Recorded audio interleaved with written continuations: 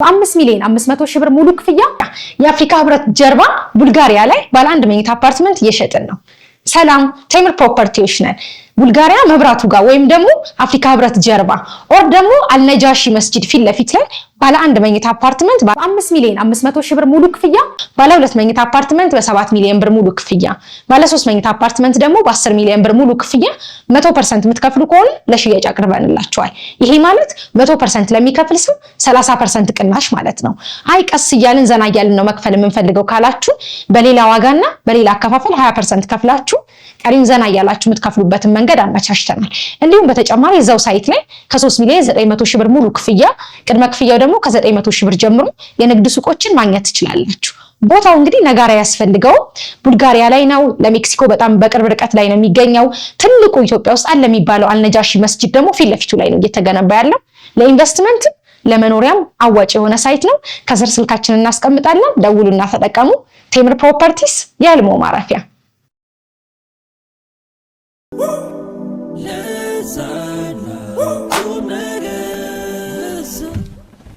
ተመልሰናል አድማጮች። ለዛና ቁም ነገርን እየተከታተላችሁ ነው የምትገኙት። በአህዱ ኤፍኤም 94.3 ላይ እንገኛለን። እስከ 8 ሰዓት ድረስ ቆይታ እናደርጋለን።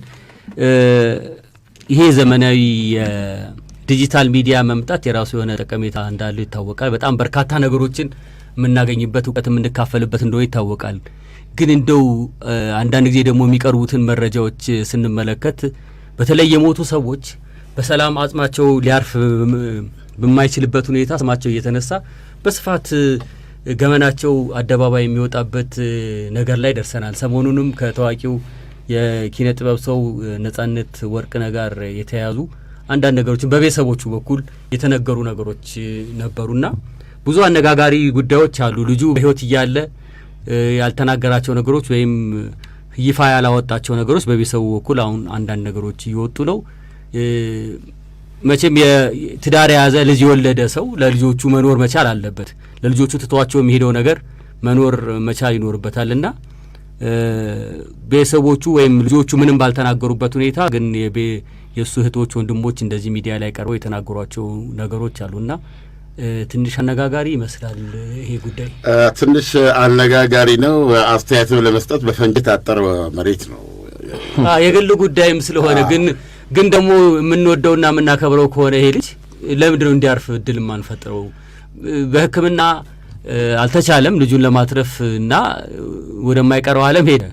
ከዛ ትንሽ እንደዋረፍ የሚልበት ሁኔታ ገና 1 ወር 2 ወር ሳይሞላው ነው አተካራዎች የተጀመሩት። በዛም በዚህ ሞለን ያ እስቲ አንዳንድ ነገር እንናገር። ምንድነው መጀመሪያ መናገር እንፈልገው ይሄ ልጅ በእውነት መልካም ነበር ሲኖር። በአጠቃላይ በእውነት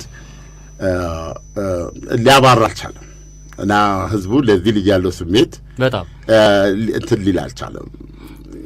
ሀዘኑ አልወጣለትም እና በመጀመሪያ ላይ ዜናውን ለመስራት ራሱ አሁን እኔ እንትን ላይ ብዙ ከራሴ ጋር ተወያይቻለሁ።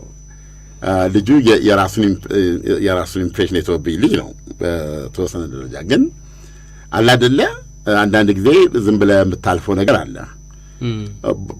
እየቆየ ከዛ በኋላ በተለይ እየቆየ በዚህ በቲክቶክ በነዚህ በምናምን በአደባባይ የሚገለጽ በጣም በጣም በጣም ኦቨርዌልሚንግ የሆነ ነገር ነው እና ነጻነት ወርቅነህ በእውነት የብዙ ሰዎች ስሜት ውስጥ ስሜት የለካ ልጅ ነው። ከሚነካ ነገር አንዱ እንደው ያለ ዕድሜው በአንዳንዶች ገብተው ሰው ስንት ዓመት ላይ መሞት እንዳለበት ይወሰናል እንዴ?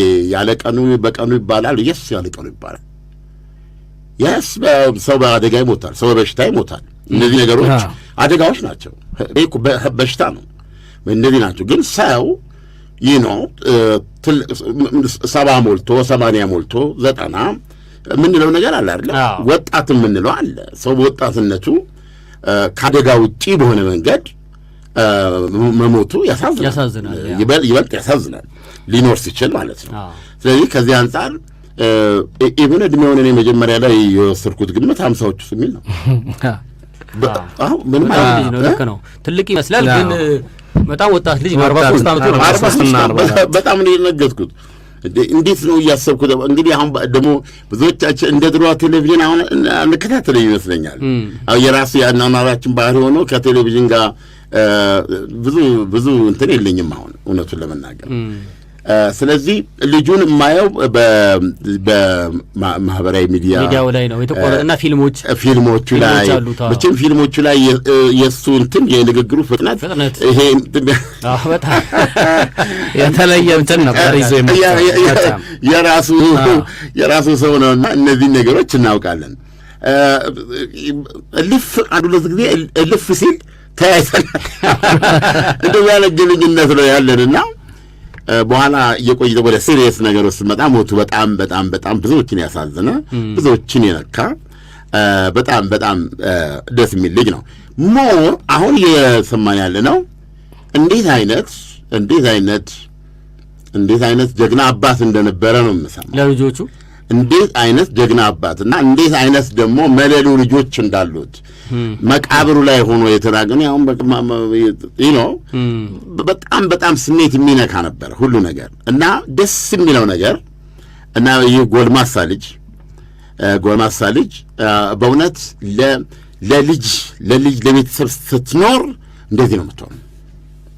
ትልቅ ምሳሌ ነው። አሁን ከቤተሰቦቹ ሰማው በየወሩ ከዚህ ወደዛ እንግዲህ የሚጠበቀው ከአሜሪካ ወደዚህ ገንዘብ ይመጣል ብለህ የምታስበው እንደዛ እየተመነዘረ ይሄድ ነበረ አሜሪካ ሰው ማኖር። በቃ ዝም ብዬ አሁን ሳስበው የመጀመሪያ ስራው ልጁ እጁ ላይ ሳንቲም ሲገባ ሶስት የሚያማምሩ ልጁ ማን ነው የመጀመሪያው ልጅ አለ ስሙን አላውቀውም፣ ሁለተኛው አለች ለነሱ ብሎ የነሱን ከሰፈረ በኋላ ደግሞ ለኔ ብሎ የሚሄድ ልጅ ነው የሆነው። መኪና ያዘው ከ8 ወር 9 ወር እሱ ምንድን ነው አዲስ መኪና የገዛው መኪና መቀየሩ ነው እንጂ ከዛ በፊት መኪና አለው። አሁን ግን አዲስ መኪና የቀየረው ገና 8 ወር ውስጥ ነው። አሁን የያዛት አዲስ መኪና እንጂ ነጻነት ቢያንስ ላለፉት 10 ዓመታት የራሱ መኪና አለው። ፊልሞቹን ብዙ ፊልሞች ሰርቷል እኮ ልረዳ አልችልም። የራሱ ፊልም ሰርቷል። የተለየ ጥላውን ዘውገ እሱን በጣም ፖፑላር ያደረገው የጥላውን ዘውገ የዳዊትን ዚራ የመድረክ ስራው ላይ መቼም በቃ በሳቅ ነው የምትሞተው እኮ እሱን ቲያትር መመልከት ማለት የነጻነት መኖር እዛ ቦታ ላይ ትልቅ አስተዋጽኦ። ያ በጣም ፈጣን ንግግሩ ነው በጣም ወደ ፊልሞቹ ሄደው ኤፍቢአይ የሚባሉት ተከታታይ ፊልሞች ኤፍቢአይ 1 እና 2 3 ላይ ደግሞ አንድ አይነት ስውር ሆኖ የሚሰራበት ፓርት አለ። ደጋግመን የምታየው ዊቱ የልጁ መቼም ዳርቻ የለውም የተቀባለች ነው እና አስደስቶ ነው የሞተው። የደረሰበት አደጋ ግን ሁላችንም ሰምቶናል። አደጋ ነውና ምልህ ብዙ ሰዎች አተናል። አብርሃም አስመላሽንም አተናል ገብተዋል። እነዚህ የሚቆጩ ሰዎች ናቸው። ብዙ ሊሰሩ በሚችሉበት እድሜ ላይ ነው የሞቱት። ነጻነትስ እንደዚህ የመታወቅ ዕድል ቴሌቪዥን ላይ አብርሃም ሳይታወቅ ነው። አብርሃም የሚገርም አብርሃም ፐርሶናሊ 2 ደቂቃ 3 ደቂቃ አብርሃምን አግኝቶ ያወራ ሰው ነው የሚያውቀው ሰው። ወደዚህ ልጅ ስንመጣ አሁን ብዙ ነገሮች ስለሱ እየሰማን ነው። በዚህ ውስጥ ሁሉ ይሄውን ለምን ተባለ አይባልም። ባለው ላይ ግን ስናይ አንድ ነገር እንዳይዛነፍ እፈልጋለሁ። ነጻነት ወርቅነህ ከመድረክ አርቲስትነቱ የቴሌቪዥን ሆስትነቱ ዋቴቨር በላይ አባትነቱ እየደነቀኝ ነው። በእውነት ነው የምነግርህ፣ አባትነቱ እየደነቀኝ ነው። ወላጆቻችንም እኮ ሲነግሩን ወላጆቻችን እንደዚህ ናቸው አይደል? ለኛ ሟቹ ናቸው። ታዲያስ ጦር ግንባር ላይ ሆነው ከሞት እያመለጡ ነው የምነግርህ። ደሞዛቸውን ቀጥታ እዚህ ግን ይልኩታል። ደሞዛቸውን እንዳለ የሚልኩ የሚመጣ ሰው ሲያገኙ ጨውንም ጀርሲ ሹራብም አብረው የሚልኩ በቁም ጽሑፍ ቴሌግራም ታውቃለህ አንተ አልደረስክበትም። አውቃለሁኝ። እቺ በላዋ ላይ ደብዳቤ የምትማርበት ደራ ተመልሰን በታችን ፖስታ ላይ እንዴት ነው ደህና ነሽ ወይ ተሻለሽ ወይ ትምህርቱስ እንዴት ሆነ ዓለምን እንደዚህ በ3 ወር የሚደርስ ደብዳቤ ማለት በ6 ወር ኤግዛክትሊ። እዚህ እናታችን የሴት ልጅ እንዳታስብሉኝ ብላ አባታችሁን እንዳታሰድቡ ብላ ኤክስትራ ተጨንቃ ልጆች የመምራት ብቻዋን ኃላፊነት ትወስዳለች። እሱ ደግሞ እዛ ጦር ግንባር ውስጥ ሆኖ ያለውን ነገሙት ዛሬ በማያውቅበት ሁኔታ የሚያደርጋል። እነዚህ የሚገርሙ የወላጅ ምሳሌዎች ናቸው እና እንጂ አሁን ምሳሌ እኛ በትዳር ስንኖር ትዳር እኮ ፍቅር ነው አይደል እንዴ? ካፈቀርነው ሰው ጋር ነው አይደል የምንኖረው? ፍቅር እያጣጣምን ነው እኮ የምንኖረው አይደል? ስንቶቻችን እንችላለን በአሁኑ ትውልድ ላይ 10 እና 15 ዓመት ከሚስት ጋር ተለያይተህ ሳታቋርጥ ሳትዛነፍ ልጆቼ ባለቤቴ ደህና ነሽ ብለህ ጽፋለህ ታረጋለህ። ለዚህ ዘመን በጣም ከባድ። ራስን ትቆጥባለህ፣ ትገዛለህ። ሚስትህ ራሷን ትገዛለህ። ኖ አየህ፣ ጊዜ የሚሰጠን ነገር የተሻለ ነገር እንዳለ ሁሉ የምናጣው ነገር አለ። ከምናጣቸው ሄሪቴጅ ውስጥ ነው የሚገሉት። እነዚህ ይሄ ልጅ ፕሮባብሊ ከነዛ ነው የምመድበው። በዚህ የጎረምሳ ዕድሜ አሜሪካን ጥሎ የመጣ ሰው ልጆቹን እዛ አስቀምጦ እንደገና እዚህ ስራ እየሰራ የሚስቱን እናት ተንከባክቦ ራሱ ወይ ለምሳሌ ሊመጣ የሚችለው እሳቸውን የሆነ ቦታ ታስቀምጥና 2 ሰራተኛ ቀጥረ በሳምንት 2 እየተመላለስ እየተሸከምክ እየሄድ አንዴ ጠዋት መጥተህ ደግሞ ቤተክርስቲያን እያደረስካቸው ይሄድ እንመጣለ። ግን ቤትህ ኢትስ ላይክ ዩር ማዘር ምን በጣም በጣም በጣም በጣም ጎበዝ ነው በእውነት። አፈሩ ይቅለለው። በጣም ትምህርት የሚሆንልኝ ልጆቹ ደግሞ ለእኔ አሳይተውኛል። በቃ አባትነታቸውን እኔ አሳይተውኛል ብዬ ነው የማስበውና ወደፊትም የዚህ ልጅ እንትን የሚሆነው ምንድን ነው ጊዜ አልፋል። ሁላችንም ቋሚ አይደለንም እና ልጆቹ ተምረው ወልደው ከደው ዛት ስቴክ ሲደርሱ ሞር አባታቸው እየጣፍጣቸው አባታቸውን የሚያነሱ አባታቸውን የሚያስጠሩ ነው የሚሆኑት። እና እችን ለመናገር ነው ፈልገው ከሰማሁት ውዝግብ ሁሉ ከሚባለው ነገር ወደዛ አድርገህ ሴንትራሊ ማየት ፈልገው ነጻነት ወርቅነህ የሚገርም አባት ነበር። አንዳንዱም ጉዳይ ደግሞ አሁን በዚህ በቤተሰብ መካከል ያለውን ነገር ለነጻነት በህዝብ ዘንድ ላለው ፍቅር እና ተቀባይነት ሲሉ መተው አደባባይ ማውጣቱ መቅረቱ ልጁን ምንም የሚጠቅመው ነገር የለም። እሱን ትተው ልጆች ደግሞ አሉ። ጥሩነቱ ለእንደዚህ አይነት ሰው ልጆቹ ነገ ያድጋሉ፣ በሱ ስም የሚጠሩ ናቸው። ያድጋሉ፣ ያብባሉ። ለነሱ እንኳን ለአንድ አባታቸው ለኛ ሁሉ ውጭ ሀገር እኮ ብዙ እድል አለው እና ነገ ስሙን የሚያስጠሩ በተለያየ አጋጣሚ የሚያነሱት ይህ የአባትና የልጅ እንደ ስሙኝውን ከሰሙኝ ነው የምነግራቸው። በጣም የሚገርም አባት ነው የነበራችሁና እናንተም በተለያዩ ቪዲዮዎች ላይ ነበር ከልጁ ጋር ሆኖ ይሄ ነገር መጥፋት የለው። አንድ ኮሜንት ግን ለመስጠት ከዚህ ከሱ ጋር ተያይዞ በተለያየ በሚዲያ አቀራረብ ላይ ትንሽ ከክፋት አይደለም ትንሽ አንዳንድ ጊዜ ነገሮችን አለማይታል። አሁን የእሱን የነጻነት ወርቅነህን ቤተሰቦች ሳይ የሚናገሩትን አለምሰማው እኔ እና እምባ ይፈስ ነበር። እንዴት ይመስሉታል? አንደኛ በጣም ነው ወንድሞች አሉ። እኛ እንደ ታሪክ ነው የምናውቀው። ወንድሞቻችን የሉም። የዛ ኤርትራ በረሃ ጨርሶ ወስዶብናል። ገብተዋል። ማትወጣው ማታቅፈው ባዶነት ነው የሚሰማን እና 3 ወንድሞች አሉት። በተለይ 2ቱ እንትናቸው ነው መምሰል ብቻ ሳይሆን ምርኩዛቸው ነው እና አንድ ቦታ ላይ ምን አለ ወደ ስራ ሲሄድ በእግራችን ነው ምን ይላል ሸኛልኛው አሁን በእግራቸው ይሉና ሁሉ ቀን ቀድሜ ነው የምደርሰዋል። በእግሬ ሄጄ ቀድሜ ነው የምደርሰዋል። ከዛ በታክሲ ሄድበት የነበረውን ሳንቲም ይሰጣል ለዛኛው እና ይሄንን ቤተሰብ እና እህቱ ደግሞ አለች አንድ የተሰማኝ በሐዘኑ ጊዜ ግን በየትኛውም አጋጣሚ መድረክ ተሰጥቷቸው መናገር ሐዘናቸውን እንዲናገሩ እንድናያቸው ግን አልተደረገም። ኢትስ ግሬት ጓደኛ መኖር እንዲህ ቆሞ ላንተ የሚናገር ጓደኛ መኖር ጥሩ ነገር ነው። ግን ቤተሰብ ደግሞ ገብቶሃል። እነዚህ ሰዎች ስለማቀው ነው እኛም ወንድምነት አለን ስለኛ በእናትህ ጨምረ እንዳታቋርጠኝ። እኔ አላቅም ሌሎች ሰዎች ከዚህ የተለየውን ኢትዮጵያ እኮ የሚሰደደው ቀይ ሜዲትራኒያን ቀይ ባህር እስኪሆን ድረስ ደሙ እስኪፈስ ድረስ በረሃ የሚበላው የትም ይግባ ሌላ ምንም ሊያረጋት ወንድም ሴት እዛ እንደደረሰ የሆነ የህይወት እንትን እንደያዘ ማየ ደህና ገባው እህቴ አይዞሽ እንትኑን ቀጥይ እንደዚህ አርክ ብሎ የሚልከው የመጀመሪያ ሐሳቡ ቤተሰቦችን መኖር ማስቻል ነው። ተሳስቻለሁ። ልክ ነው። መኖር ማስቻል ነው። ለኔ ሁሌ አንድ ሰዎች አይደሉም እነሱ አንድ ሰዎች አይደሉም። ስለዚህ በመካከለኛው ምስራቅ ያሉ እህቶቻችን ምን የሚያደርጉት ጠቅላላ የዚህ ምሳሌ ናቸው። ከድህነት ውስጥ ወጥተው ቤተሰቦቻቸውን ቀጥ አድርገው የያዙ የሚረዱ ናቸው። ይሄን ሪያሊቲ መረዳት አለብን። ብዙ ነገሮች አሉና መኖር ማስቻል ነው የምነግርህ። አየህ አንዳንዶቹ ታሞ መታከም ሌላ ነገር ነው።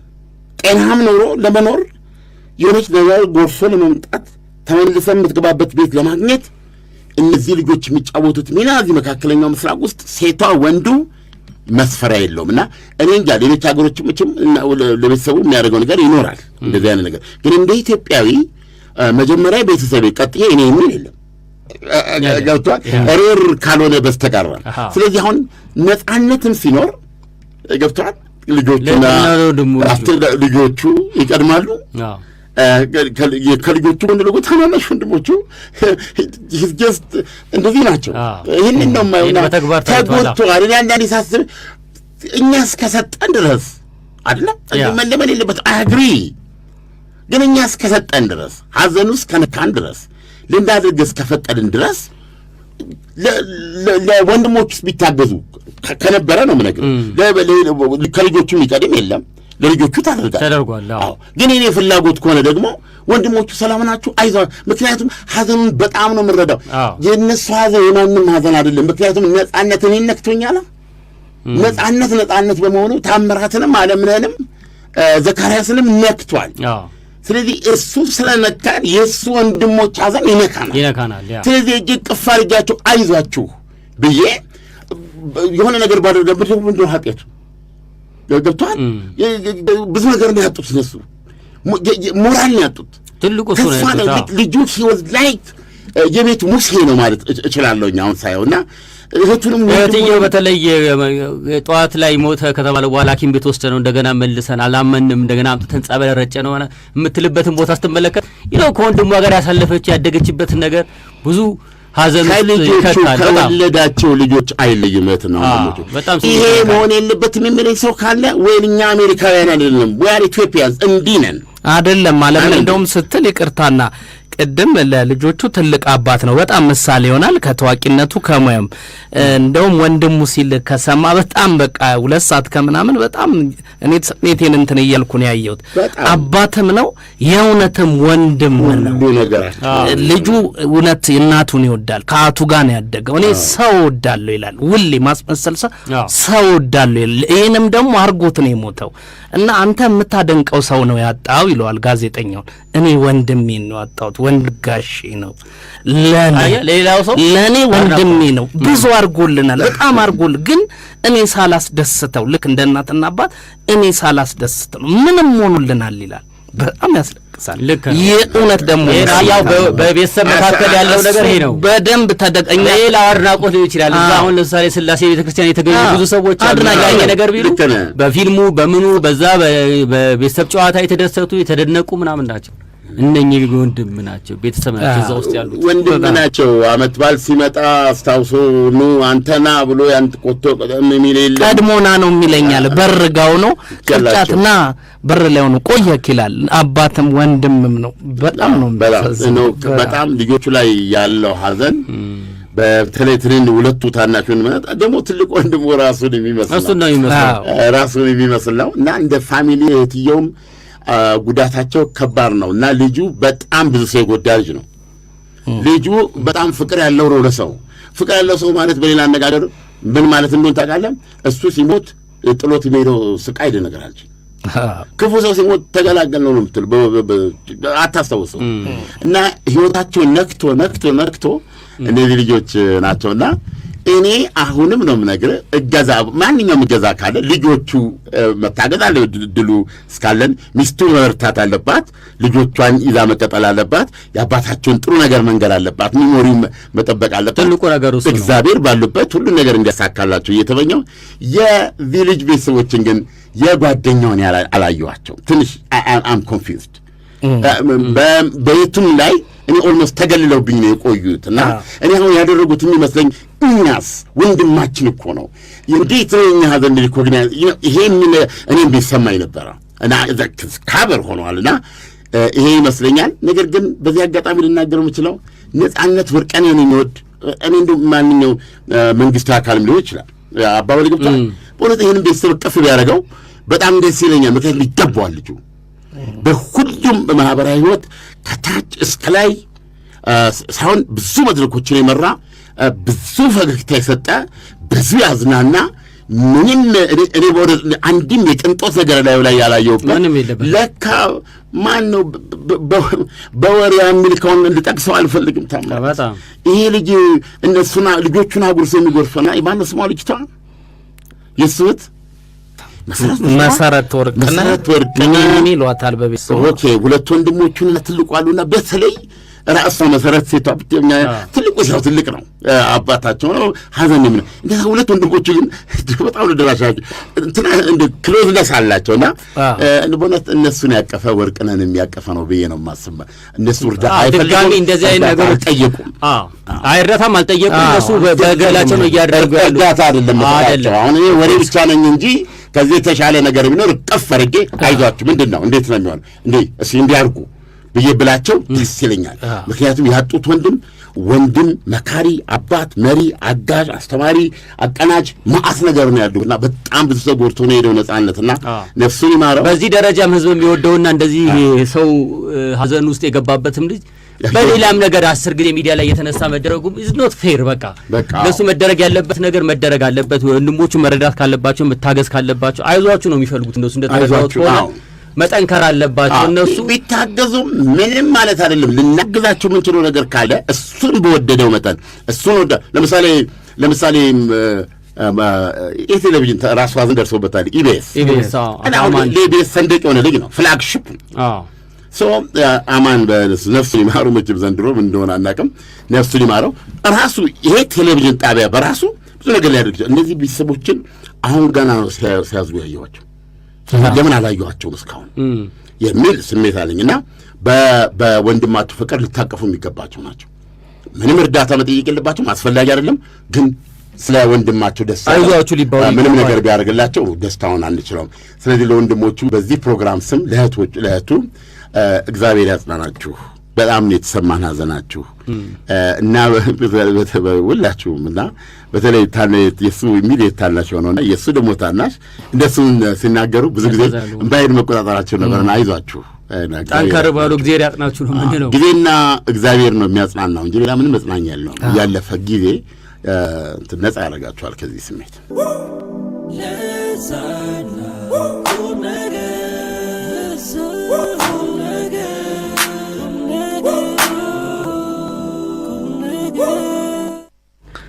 አድማጮች ተመልሰናል። እየሰማችሁት ያላችሁት ከአዶ ኤፍኤም የለዛና ቁም ነገር ፕሮግራም ነው። እስከ 8 ሰዓት ድረስ እንግዲህ ተጋብዛችኋል። በደውሉልን የተለያየ አስተያየትም ስጡን። እስከ 8 ሰዓት ድረስ አብራችሁን ነው። የነዳጅ ነገር እንዴት እየሆነብን ነው? ይሄ መካከለኛው ምስራቅ ጥይት በጮኸ ቁጥር ወደዚህ የሚደርሰው የነዳጅ መጠን እየቀነሰ ነው የሚመጣውና በንድፈ ሀሳብ ሳይሆን አዲስ አበባ ውስጥ ነዳጅ የጦርነቱን ኢምፓክት እያሳየ መጥቷል። ይታያል። በቀጥታ ወረፋው ያ ገና እና መንግስትም አስቀድሞ ያው ኦልሬዲ የነዳጅ ቁጠባ የሚካሄድበትን መንገድ ያስቀመጠ ነው እኮ እንደ የነዳጅ መኪና የቤንዚን መኪና ያለን ሰዎች ዳንኩት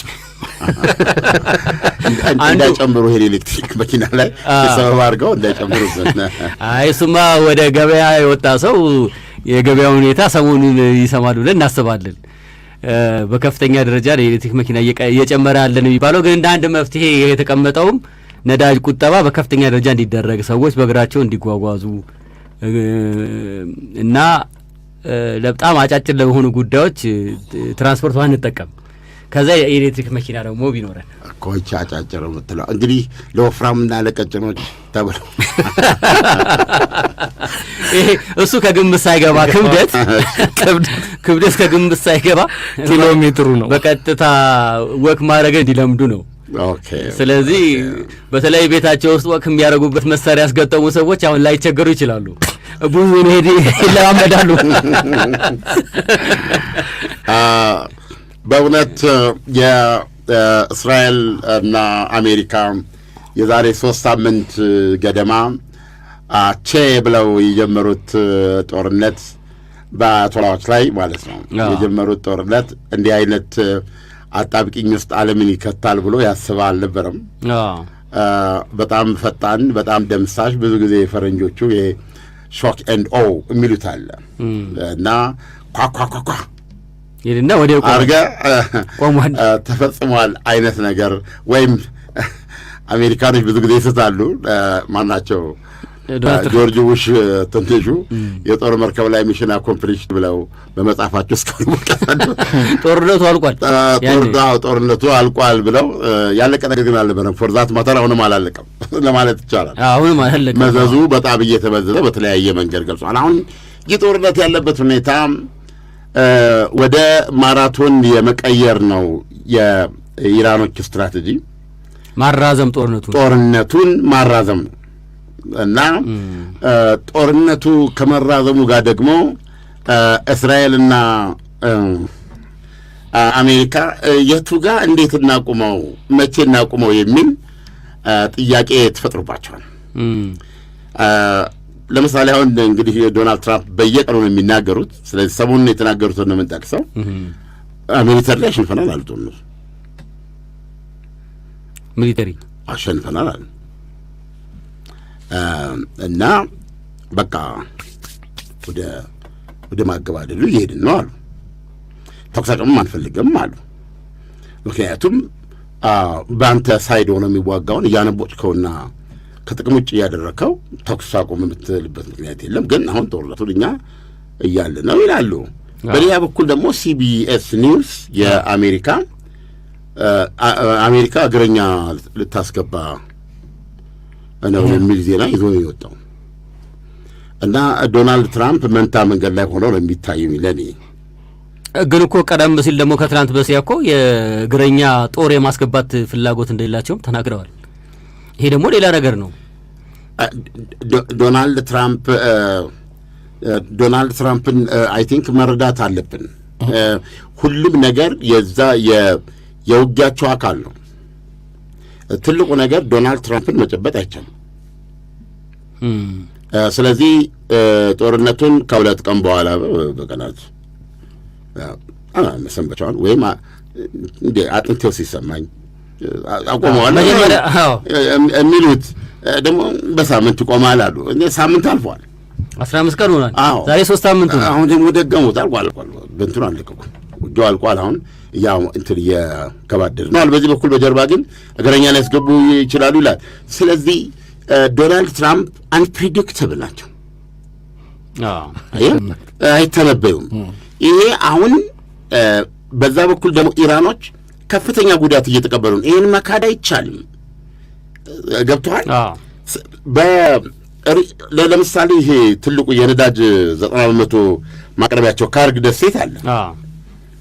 አሁን ያንን ደሴት ሁለቱ በጦር ጀት ሊደበድቡ ይችላሉ። ክት አድርገው ትሪሊዮን የሚቆጠር ውድመት ነው የሚሆነው። ይሄ ሊከላከሉ አይችሉም። ይሄ ሊያድኑ አይችሉም። ለምሳሌ ምንድን ነው እሱ ራሱ የእሱ መደብደቡ እኮ ተጨማሪ የዓለም የነዳጅ ኢኮኖሚ ላይ የራሱ ይዞት የሚመጣ ኢምፓክት አለ። እነሱም ሊያድኑት የማይችሉት ደብዳቤዎቹ ማለት ነው። እስራኤልና አሜሪካ እሱም ቢያደርጉ በዓለም ኢኮኖሚ ላይ የሚፈጥረውን የነዳጅ እጥረትም መቋቋም አይቻልም። እሱ የኢራን ጌም እዚህ ውስጥ ምን ግን ያደርሳል። ግን ማን ይበልጥ ይጎዳል ነው? ኢራን ትጎዳለች፣ ጥርጥር የለውም። ትጎዳለች። ስለዚህ አሁን ይህን ኢራን ማዳን አችልም። እንደገና ባለፈው እስራኤል የደበደበችው ቦታ አለ። ምንድን ያለ አሜሪካ ፍቃድ የተፈጥሮ ጋዝ ወል እንደዚህ አትበል። አይ ደውለው ነግረዋቸዋል። እንዴት ድጋሚ እንደማይመቱ መቼም ኔታንያሁ ማረጋገጫ ሰጥተዋል። ያለ አሜሪካ ፍቃድ እኔ ይሄን ዜና መጀመሪያ ተሰራው ቻናል 12 የሚባል ወሬ ሰባሪ ቴሌቪዥን አለ የእስራኤል እና የታወቀ ነው በዚህ እና እስራኤል ሄዳ ደበደበች ያንን ማለት ነው። ያ ከዓለማት ትልቁ በጣም ግዙፍ የሆነ የተፈጥሮ ጋዝ ክምችት ያለው ማምረቻዋ ነው። ያንን ቦታ እስራኤል ሄዳ ደበደበች። አንድ ቦታ ላይ ማለት ኮምፕሌክስ ነው። አንድ ብዙ እንትኖች ያሉት ነው እና ስትመታ ቻናል 12 አንድ የእስራኤል ከፍተኛ ባለስልጣን ኮት አድርጎ ይህቺ አሁን የተካሄደችው ድብደባ በእስራኤል በኩል ለኢራኖች ማስጠንቀቂያ ለመስጠት የተደረገ ነው። ዋናውን ለመምታት ማለት ነው። መቼዋ እስራኤል ነች እንደምትመታና ፍቃድም ሰጥተዋል ዶናልድ ትራምፕ። ዓላማው ምንድን ነው? ይህን ጦርነት ማራቶን ለማድረግ የፈለጉትን ኢራኖች ጠርቆማ ቆማ ነው የሚጠፋውን ነገር ተመልከቱ እኛ ላይ የምታደርሱትን ጉዳት ለመቀጠል ስትሉ እያጣችሁት ያለው ግን የምታጡት በትውልድ እድሜ የሚቆጠር ነገር ነው የምታጡት እና ማጣት ምን ማለት መሰላችሁ ለምሳሌ ይቻላል አያችሁ ይሄም ወደም ይችላል ማለት ነው ያኛውም እዛ ጋር አለ ስለዚህ እናውድም እንችላለን ምን ይመስላችኋል ይሄ ነገር ብታሳድሩስ ማለት ያው ተስማሙ ያቀረበው ነገር አለ ዲክሌራንት ዋት የሚሳይሉልን ሳውዲን የሚመታ ምናምን በዛ ደረጃ በቃቸዋል ከዛ በላይ አታርጉ ኢራኖች እኮ ይሄንን አሁን ሊቀበሉ እንደማይችሉ ማሳያው ምንድነው የሁሉ ውድመት ከመድረሱ በፊት የቀረበ አጀንዳ ነው አዲስ የተቀየረ ነገር የለውም አይደል እንዴ መቀበል ይፈልጉ ኖሮ እኔ ይቀበሉት ነበር እነኚህ ሁሉ መሪዎቻቸውን ሳያጡ ይሄ ሌላኛው ጥያቄ ያለው እኮ ውስጡ እኮ አይደል እንዴ መጀመሪያውን አርገውት ቢሆን ኖሮ ጦርነቱ የማይነሳም ነበር ዋንስ ግን ከገቡበት በኋላ ዶንት ቲንክ ወደ ኋላ ሊመለስ የሚችል ነገር 5,500,000 ብር ሙሉ ክፍያ የአፍሪካ ህብረት ጀርባ ቡልጋሪያ ላይ ባለ 1 መኝታ አፓርትመንት እየሸጥን ነው ሰላም ቴምር ፕሮፐርቲዎች ነን ቡልጋሪያ መብራቱ ጋር ወይም ደግሞ አፍሪካ ህብረት ጀርባ ኦር ደግሞ አልነጃሺ መስጂድ ፊት ለፊት ላይ ባለ 1 መኝታ አፓርትመንት በ5,500,000 ብር ሙሉ ክፍያ ባለ 2 መኝታ አፓርትመንት በ7 ሚሊዮን ብር ሙሉ ክፍያ ባለ 3 መኝታ አፓርትመንት ደግሞ በ10 ሚሊዮን ብር ሙሉ ክፍያ 100% የምትከፍሉ ከሆነ ለሽያጭ አቅርበንላችኋል ይሄ ማለት 100% ለሚከፍል ሰው 30% ቅናሽ ማለት ነው አይ ቀስ እያልን ዘና እያልን ነው መክፈል የምንፈልገው ካላችሁ በሌላ ዋጋና በሌላ አከፋፈል 20% ከፍላችሁ ቀሪን ዘና እያላችሁ የምትከፍሉበትን መንገድ አመቻችተናል እንዲሁም በተጨማሪ እዛው ሳይት ላይ ከ3,900,000 ብር ሙሉ ክፍያ ቅድመ ክፍያው ደግሞ ከ900,000 ብር ጀምሮ የንግድ ሱቆችን ማግኘት ትችላላችሁ ቦታው እንግዲህ ነጋራ ያስፈልገው ቡልጋሪያ ላይ ነው ለሜክሲኮ በጣም በቅርብ ርቀት ላይ ነው የሚገኘው ትልቁ ኢትዮጵያ ውስጥ አለ የሚባለው አልነጃሺ መስጂድ ደግሞ ፊት ለፊቱ ላይ ነው እየተገነባ ያለው ለኢንቨስትመንት ለመኖሪያም አዋጭ የሆነ ሳይት ነው ከስር ስልካችንን እናስቀምጣለን ደውሉና ተጠቀሙ ቴምር ፕሮፐርቲስ የህልሞ ማረፊያ